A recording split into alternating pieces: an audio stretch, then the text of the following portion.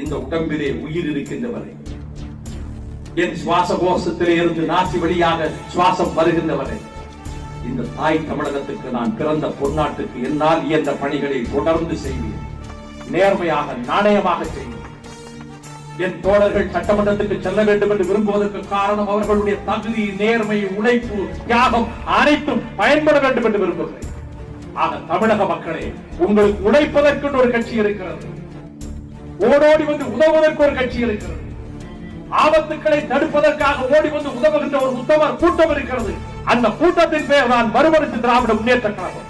தமிழக மக்களுக்கு தொண்டு செய்கிற ஊழியர் கூட்டம், அதற்கு பெயர் தான் மறுமலர்ச்சி திராவிட முன்னேற்ற கழகம்.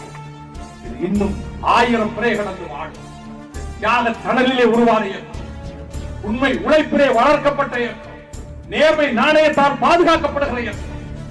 இந்த இயக்கம் 1000 பிறை கடந்து வாழும்.